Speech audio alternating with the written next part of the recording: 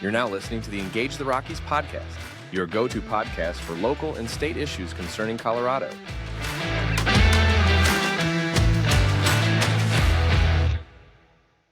Hello, Colorado. This is Engage the Rockies podcast. I am your host, Jarvis Caldwell, Executive Director of Engage the Rockies. Today, we have Mr. John Fabbricatore on to talk about the illegal immigration crisis and specifically the crisis that Colorado is now facing. John is an Air Force veteran, retired ICE Field Office Director, and board member of the National Immigration Center for Enforcement. John is also a candidate for Colorado's 6th Congressional District, encompassing areas such as Aurora, Littleton, Greenwood Village, Centennial, and Buckley Space Force Base. John, thank you for joining us here today. Hey, thanks for having me. I appreciate it. Absolutely. So we're going to give a background to our audience here on illegal immigration numbers, specifically southern border crossings over the last few years. And the numbers that we have here from the CBP, the Border Patrol, is 2017, we have 310,000 crossings. 2018, 404,000. 2019, 859,000. So we saw more than double in 2019. 2020, we have 405,000. 2021 is where we see an explosion at the southern border here. We have 1.66 million for 2021. 2022, 2.2 million. 2023, 2.5 million. And an important note here, in December of 2023, we saw 302,000 illegal border crossings just in December alone. And for perspective, like I said, in 2017, there was 310,000 crossings for the entire year. So in just the month of December 2023, we saw almost as much as the entire year of 2017, which was pretty incredible numbers. And so, John, you are the expert in this field here. So can you explain to us what is going on at the southern border? Why did we see this huge explosion again from 2020, 400,000, 2021, 1.6 million illegal border crossings? So that's almost quadruple the border crossings in 2021. Can you give us some perspective on why you think that is? Yeah, and there's a bunch of reasons for that. So, it's good that you get that historical perspective. In 2018, I was actually the deputy chief of staff on the southern border under the Trump administration, was sent down there on Joint Task Force West. So at the time, we had a lot of caravans coming up through South America in 2018. And then President Trump saw a need to try to coalesce a lot of different federal agencies at the southern border to stop those caravans from coming into the U.S.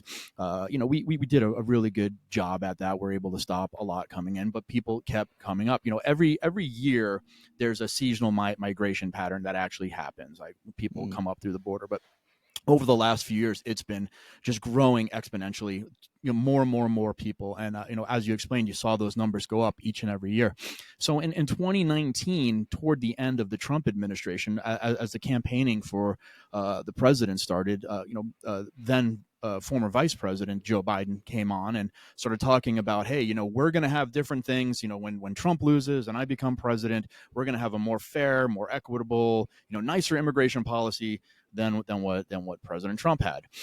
You started at that point in time, started to see more and more of the caravans started to kind of build up, and more people started coming into the U.S. because they really believed that if then Vice President Joe Biden became president, that they would have a better shot at staying in the United States and possibly maybe even gaining amnesty. So you started to see those numbers really start to ramp up in 2019. The numbers started growing. They dipped a little bit during COVID and then shot up again, after COVID was said to be over, right? So we started to see those numbers start to really ramp up. Again, first day with the Biden administration, President Biden tried to have a 100-day moratorium against deportations. That right there showed the people coming into the United States illegally that this President Biden's administration was going to have a wholly different strategy on illegal immigration than the former president had. So, thankfully that 100-day moratorium did not happen. A federal judge was able to put his foot down on that and say that, that could not happen, that we needed to enforce the immigration law. So that went away. But Other things did not. So immediately, President Biden started going in and just doing away with everything President Trump had that was kind of stemming the flow of immigration. So the Remain in Mexico policy, they right away went against Title 42, tried to get rid of Title 42. They set up a priorities, which came through Secretary Mayorkas to say, hey, Interior Enforcement, you're not going to go out and you're not going to make these arrests. You're only allowed to arrest this amount of people. And in order for you to do it, every agent needs to get into a computer system and fill out all these different screens and then have your supervisor say that you can go out and do this. So they made it hard for agents to even go out and do their job. Everything that this administration did was to make it more difficult for the interior enforcement to happen and for things to happen at the border. So, the people on the other side of the border saw that. People from all over the world saw that, and you saw this explosion in illegal immigration. Yeah, that makes sense. It's almost like you were saying, when the rhetoric is almost encouraging people, because they're probably looking at it from the perspective of, okay, well, if this person gets in office, they're going to be more lenient towards us. And so maybe there's a path for amnesty or something. So I need to, get there sooner than later. And so that would explain why you start seeing that ramp up during campaign season and things like that. So that makes total sense to me. Gotaways. Okay, so we hear this term gotaways.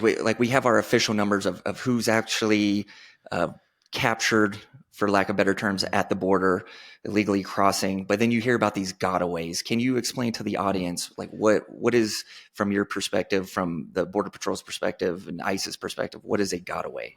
Yeah, it's a gotaway is really hard to quantify. So what a gotaway is and how they formulate that number are what visually a Border Patrol agent sees, that he sees getting away from him, that he can't apprehend, what is caught on camera or on drones that are flying overhead. So again, still video.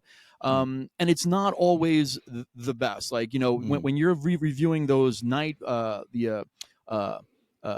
vision video in the middle of the night, and I'm sure you've seen those videos. You were in the Air Force too. You've seen how the thermals work. You see a whole bunch of bodies. They're going through the desert. It's really hard to quantify those numbers and count those numbers, but they that's what they do. They say, okay, we see 10 got through. This person wasn't able to apprehend them. That's what we're counting as a gotaway. Now where that number's really off is not everyone goes through sections that are cameraed up or have alarm systems that are alerting the Border Patrol to go to those areas and then visually see what's coming across the border.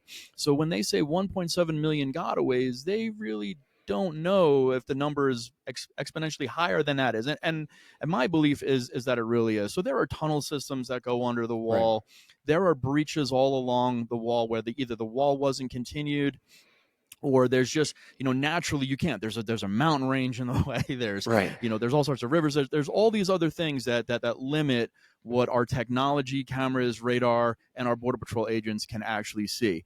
And then you've got people being smuggled into backs of trucks and trunks of cars. I mean, there's all sorts of different ways that people are coming in that we're not capturing those numbers and saying gotaways. So when you say 1.7 million gotaways, it could be anywhere to double that in the actual amount of people that are getting into the U.S. that we don't know about. Yeah, absolutely. And, the thing that worries me, and I think most people when they think about the gotaway situation, is that, the policy that we have right now that we're seeing at the southern border is people are just crossing over, not at the ports of entry, and just giving themselves up to Border Patrol. And then they get released, and then they get a court date. Okay, come back. And, in some cases it's backed up years. Get a court date. Here you go. We'll see you in a few years.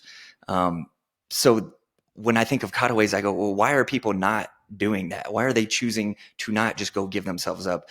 There has to be some kind of reason, and feel free to expand on that. I mean, I know just off the top of my head, the reasons I would think of is they have serious criminal records, which is why they don't want to interact with the Border Patrol and make that contact there. And I don't know if they get fingerprinted or something like that, or pictures taken, run a background check on them, or maybe they're on a terrorist watch list, something like that. So if you feel free to expand on that, why people might want to be a those are Gunaway. all valid reasons why someone could do that. But I mean, one of the the easiest reasons, and one of the reasons why a lot of people actually do it, the ones that don't even have criminal backgrounds, is they don't want to wait at the port of entry. They don't want to fill out the CBP-1 app. Because right now, even on the CBP-1 app, which I am totally against, the CBP-1 app is an app that this administration is using to bypass law, in my opinion. But if you get on that app and you make an appointment, it could be weeks or months down the road, and they're only taking so many people a day. So right now, a lot of these people who are coming in illegally believe that they need to get in under this administration as soon as possible. They believe that them getting in, that is their freebie. So they want to get across that border as fast as possible. So that's why you don't see a lot of people going to the port of entry. They know that if they cross illegally, so many are crossing that the Border Patrol is not going to be able to vet them thoroughly, and they're just going to pass them through and send them into the interior. We don't have the capacity under this administration to hold people in detention. So historically, if you came over illegally and you claimed asylum, you would be put in detention until you saw a credible fear officer who would then say whether your claim to fear was affirmative or not. And then you would move on to an immigration judge. If you were found not to be credible, you were deported. And this was all in a detention setting. So under the Trump administration, we had about 52,000 detention beds. It has gone up a little bit under Biden to about 35,000, but now it's about to drop back down to 22,000 because of the continuing resolution that we're under. ICE is going to start letting people go from detention centers. So people are they're trying to get themselves in as fast as they can now because they know detention's down and they know they're less likely to go in detention under this administration and be let into the interior. What this is doing, because so many people are bombarding the border and trying to get over, is the Border Patrol, normally if they're doing an investigation on someone who's entered illegally, that could take 2 or 3 hours to do the paperwork, really sit down for an interview with this person, discover what their background is, try to find, if they've got scars, marks, tattoos, gang symbols, whatever on their body, do all this work and really do a good vetting process and let this person in. Well, with the amount of people that are coming in, that vetting time is down to about half an hour. So in that time, it's really not enough time to do a really good investigative inquiry to really kind of dive into somebody's background and see who they are. So they're doing a very basic NCIC check, which is only checking historical data within the United States. So if this person's never been in the U.S. and never committed a crime in the U.S., they're going to come up negative on that background hit. It's not going to show any criminality they have over in Africa, over in Middle East, Europe, South America. Those aren't going to come until later on down the road, when Interpol gets looking at some of these records and then sending red notice hits back to us saying, hey, this person has a warrant in Argentina. This person has a warrant in Ghana. But that could be months down the road. And at that point, it's up to the agents to go find them. Right, exactly. And at that point, they're already in the U.S. It's not like there's ankle monitors on every migrant that comes across, so you don't know necessarily where they're at. I mean, you could think that, well, they ended up in Denver, but they could have hopped a bus and went to New York City at that point. Absolutely. And a point that I always make with people when I'm discussing this is, when people come from countries such as like Syria, for example, which we've seen at the southern border, Syria is in a civil war and has been for over 10 years now. And it's like, I can't imagine our relationship with their immigration people are very good, So if we get a Syrian migrant and we say, what kind of background check are we going to get on them? It's not like we call up Bashar al-Assad and say, hey, is this a good guy or a bad guy? You know what I mean? So like you said, there may be a background check on them that we're able to obtain, but like you said, it may be months and months down the road. But and Somalia is a great example of that. So, even the infrastructure in Somalia right now is not great at all. Right. So, trying to get any kind of background information on people that are coming from Somalia is impossible. Right. So, exactly. a lot of these people that are coming in from some of these countries, just like you pointed out, it's nearly impossible to get information on them. So we're letting people into the U.S., and even from, here in our own hemisphere, from Venezuela, there are a ton of gang members that are coming across that border. There's a ton of MS-13 that are coming across the border right now from El Salvador because of the president of El Salvador right now is really tamping down on MS-13 in that country. So they're not going to want to stay there and go to prison there. So they're going to try to come here and, pull their violence off in the United States and not in El Salvador. Yeah, and we're starting to see that violence really manifest. I mean, we've seen in New York City what's going on, and with this recent case of some illegal migrants who attacked a New York City police officer, and then just, I believe yesterday, we're recording this on February 16th. Just yesterday, one of those people involved, one of those migrants, I think he's 19 years old, who was involved in attacking that New York City police officers. I think there was 2 officers, just got arrested for robbing a Macy's in New York City. So, I mean, within 1 month, he was arrested attacking a police officer, and now he's robbing a store in New York City. And I think we're going to see more and more of this. It's going to start really manifesting as we go on, which should be worrisome for everybody. You testified before Congress pretty recently here, and I know you've testified multiple times. Is that correct? Mm-hmm. Yeah, I've testified in front of Congress. I've testified here at the State House before. Yeah, correct. Awesome. So you testified, I watched a video, and you were talking about the Biden administration ending DNA testing for those crossing with minors. Now, we all know that human trafficking is a very serious issue at the southern border, and what the cartels do with human trafficking, and especially with, child sex trafficking and things like that. And so could you let our audience know, kind of explain the DNA testing process and why it was ended? So under the Trump administration, they started DNA testing. It was a rapid DNA test. So you could get the DNA results back rapidly within 24 to I think it was 72 hours. You could have those results back. So we implemented a contract on it. And the reason that they started that is they started to discover that children were actually being rented at the border. So single male adults were coming in. They were renting a child down on the other side of Mexico, bringing that child across and claiming that child was theirs so that they wouldn't be put into custody, because we were putting a lot of people into custody, into family residential units and all these other things, under the Trump administration. So we were using detention as a deterrent to keep people from entering the U.S.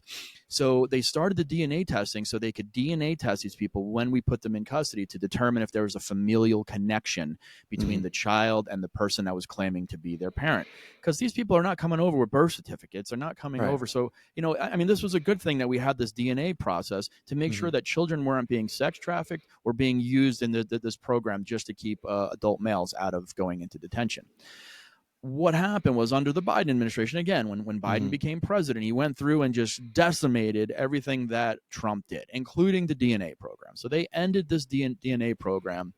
And again, this DNA program was keeping men from being able to take a child in Mexico, rent this child, pay, bring this child into the U.S., then drop it off with a smuggler, and the smuggler would then fly the child back into Mexico, where the child would be recycled and then brought back into the U.S. again. And that's how we kind of figured it out. We had good Border Patrol agents that kept seeing the same child with different guys, and they were like, "This is the same child," and so we started doing an investigation. Even here in Denver, we found a Honduran male who had a sex offense, was convicted of a sex offense, had this child in his custody, and then was arrested for a sex offense again in the U.S. when he had gotten into the U.S. And, that's how we found out about the child. He didn't have the child in his custody when we arrested him at DIA, found that the child had been recycled back with a smuggler. But here's a sex offender that had this child in his possession, and then get arrested for a sex offense again in the U.S. when he was in the U.S. So, this DNA policy was put in place to help save children, and this administration ended it. On top of that, this administration just started sending juveniles that they were encountering at the border to Health and Human Services, who were then taking those children and putting them with lightly vetted sponsors throughout the U.S. So we've encountered over 400,000 juveniles, children. And when I say children, most of the ones that are missing right now, because there are over 85,000 of these kids missing, are mostly between the ages of 13 and 19. Are the ones that are missing. But what happened was it was Health and Human Services through ORR, the Office of Refugee Resettlement, put these to lightly vetted sponsors and then tried to check up on them a couple of months later, 6 months later, 8 months later. Could not find 85,000 of the children that they had put with these sponsors. Did not know where they were. This is the United States government taking children, putting them into the interior of the U.S. and losing track of them. And I testified to that in Congress. It made a little bit of a splash online, and then do we hear anything about it anymore? Do we see anybody trying to track down these children? Have there been any further news stories? Unfortunately, there's nothing. Wow. Yeah, that's heavy. Wow. So you mentioned Denver. You mentioned that the predator that was found in Denver, and Denver, to say the least, is making a lot of national news. It seems like every time I turn on the TV on national news, Denver is on there about the migrant crisis. So for those who live in Colorado, maybe on the Western Slope, who are listening to this and aren't as connected into stuff on the Front Range, which I think almost everybody in America is at this point, can you kind of give us a background on what's going on in Denver right now with this influx of migrants that they're seeing, and how it's affecting the services and things like that in Denver?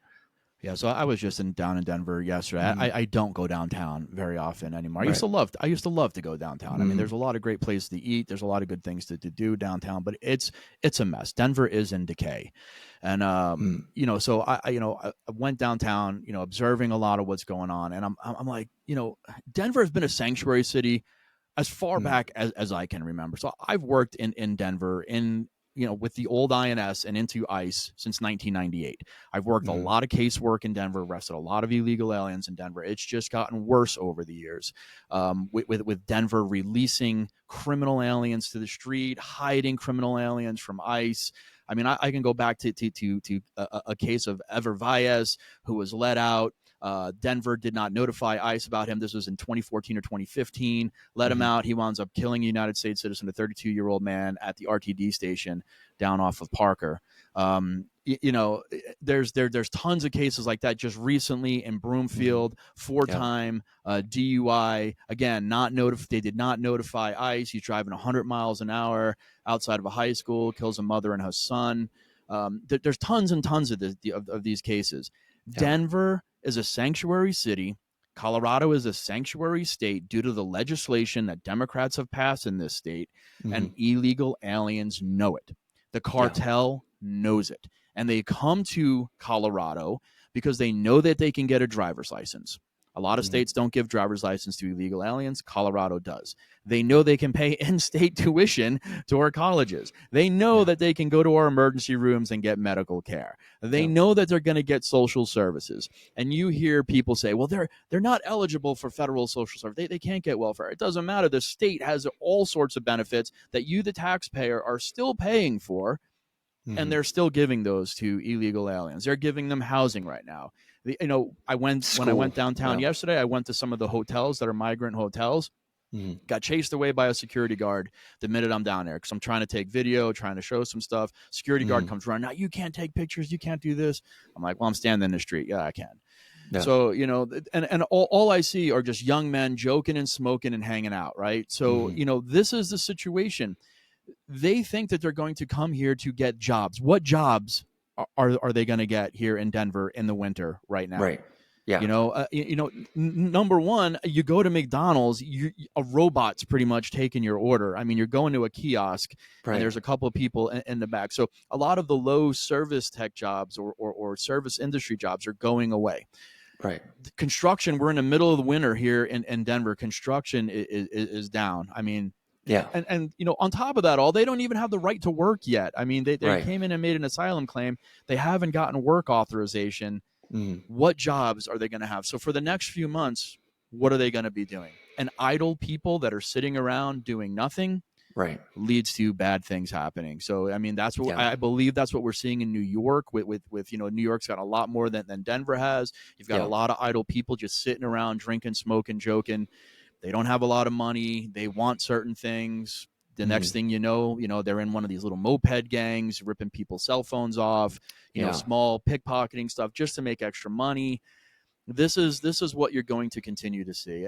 I was down in El Paso a couple months ago. I've been at the border 7 times since I retired. Talked to some young men that were sleeping on the street, illegal immigrants, and they hadn't eaten in 2 days. They had been kicked out of a church because they had been a little bit of a little aggressive towards some women that were in the church. The church kicked them out, so they'd been sleeping on the street for a couple of days. Those guys are going to turn to the cartels here soon. Right. The cartels are going to come look at them, find them on the street, know that they haven't eaten, they don't have a good place to sleep. They're going to offer them money to take a load of dope up to Denver, or they're going to offer them money to do other things for them. And these young men are going to turn to that because there's no other options for them. Yeah.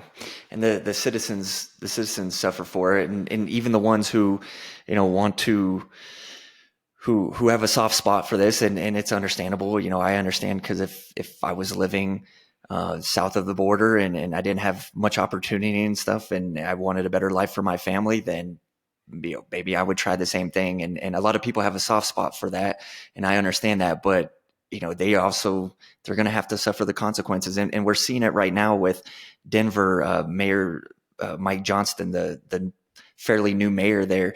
He went to his own city council and said, hey, listen, we've taken in 40,000 migrants over the last year, and it's cost us around $40 million. Well, now they're budgeting for $180 million for this next budget year. And that's about 15% of their total annual budget for Denver. And they're already looking at cutting services. He already just announced, I believe it was this week or last week, that the DMV and other community rec centers and things like that, they're all going to be taking hits and closing down and not being available because they're trying to save money anywhere they can. And that's just the beginning. And he even said in his press conference, like, this is just the start. If you thought the DMV was bad already, it's about to get worse, and this is just the start of it. And I think we're going to see it so much more with our schools. I think in Denver public school system, they've had an increase of around 3,200 students just in like the last 6 months. And if I'm in the school system, as I'm on the board of directors of a charter school, and every student, there's a cost associated with every single student.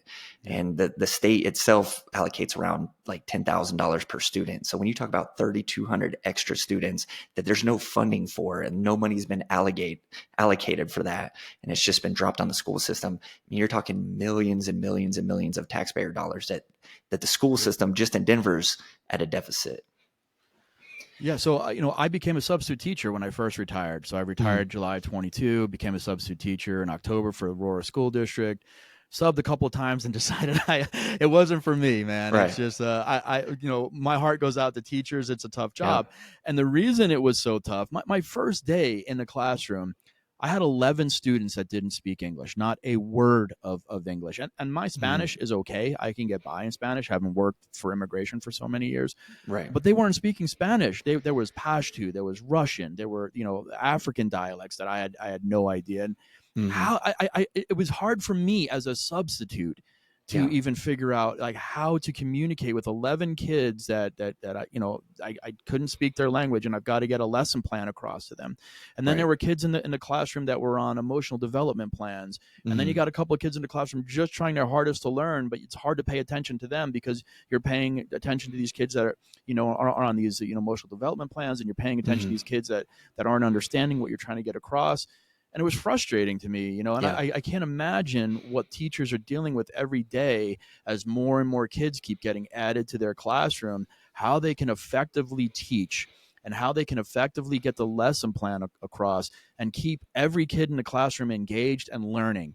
It was impossible for me with the very little bit of training that I had. And, I just can't imagine what teachers are going through. But, to your point, I'm pro-immigration. But we can't get rid of the world's poverty program by taking people into the United States. Yeah. Over 880 million people in the world are below the poverty level, significantly below. 880 million, almost 1 billion people are below it. We take in about 1 million people a year legally into this country. It would take us 880 years to take all those below the poverty level to give them a chance in the United States. And that's below. That's not at the poverty level. That's not a little bit above the poverty level. Right. There are all these people throughout the world that want what United States has.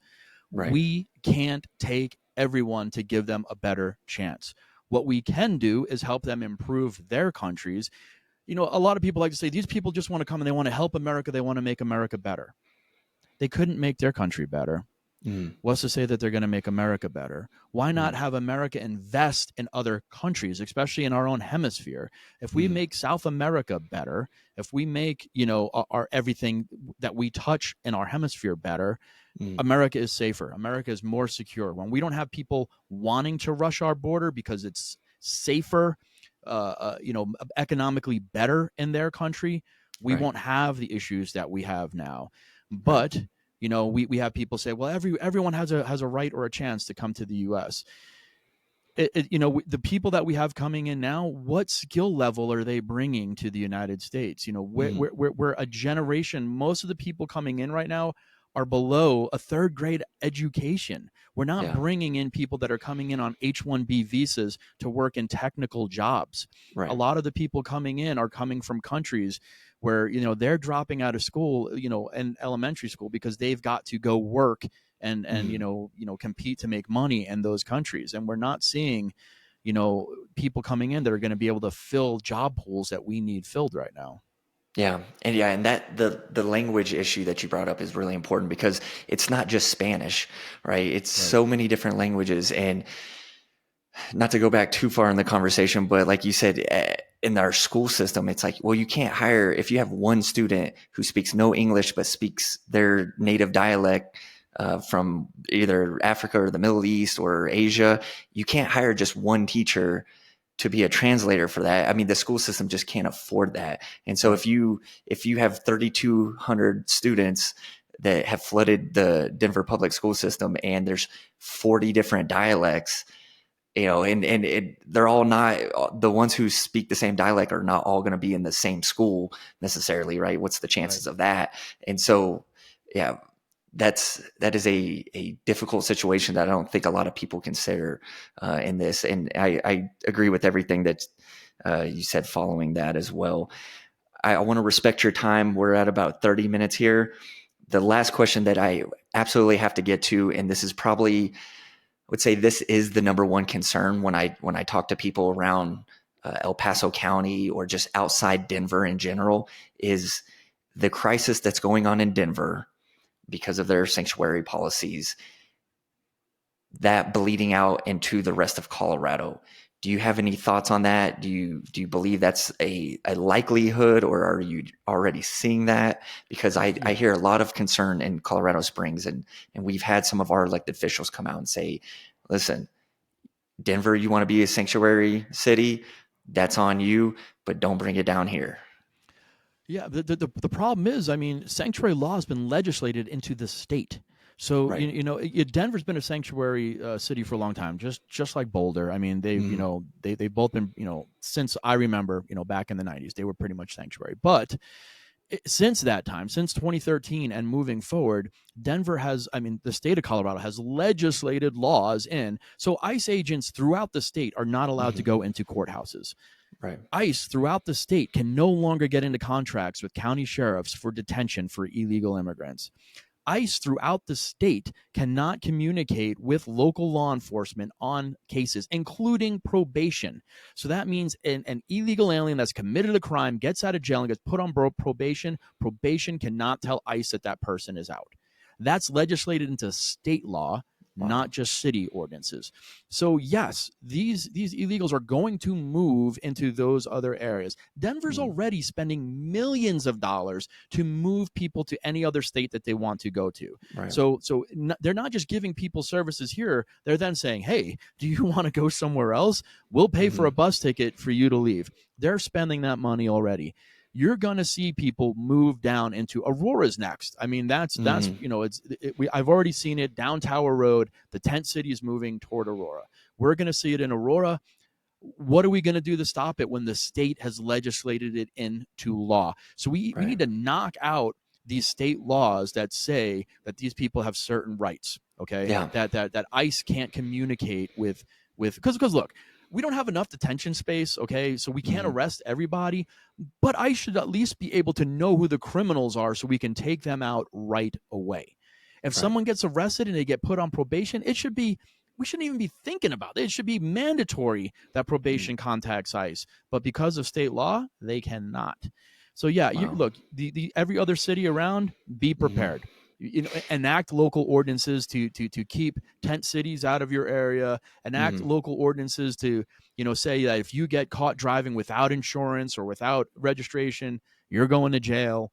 Make it tough. You have deterrence in your area. Make it tough for people to want to be in your area, and they'll stay out. Yeah, it's funny that you mentioned that, because we actually just saw this in Colorado Springs a couple of weeks ago. The mayor had announced that a busload of migrants came down to Colorado Springs, and he more or less took the position, well, look, this wasn't the government that did this. Like, we didn't send them down here. And what the belief is that it was nonprofits who are moving them from Denver into different places. And if you think about it from a legal standpoint, the migrants they're free to move anywhere they want within the U.S. while they're awaiting their court date. Yeah. And there's nothing against the law for a nonprofit to put them on a bus and move them somewhere. And so I think, like you said, maybe laws where it says, hey, look, no tent cities and things like that can at least be a deterrence. You may not be able to stop them from actually showing up in the city, but you can make it more difficult for, to make it comfortable, I guess, for just this problem to grow within your area. So that's a great point. Well, John, I appreciate it very much. We ran a little bit over, and I hope that doesn't cause a problem for you. Well, we appreciate it very much. This is a very fascinating discussion. And like I had mentioned earlier, the immigration problem right now is the number one thing I hear about. So I looked on social media, and I said, who would be a great person in Colorado to talk to? And I consistently see you. You're very active on social media. If anybody wants to find you on social media, how do they find you on X or Facebook or wherever? Yeah, so I'm most active on X. I mean, I'm trying to get onto some other platforms. Just joined Rumble recently, but on X, nice. I'm John E, the letter E _ FABB. So John E _ FABB, John Fab at X. So I post a lot of stuff about immigration on X. I also post about 2A, the economy, just a bunch of other things that are, part of my platform for, this, you can follow me and see what's going on. But, this immigration problem is only going to get worse unless we can figure it out now. Awesome. Well, we appreciate it very much, and we want to thank the audience for listening. And if you enjoyed this conversation, please make sure you share it with your friends and those around Colorado who are also concerned with this. And until next time, we'll see you then. Thank you. Thank you for listening to the Engage the Rockies podcast, your go-to podcast for local and state issues concerning Colorado.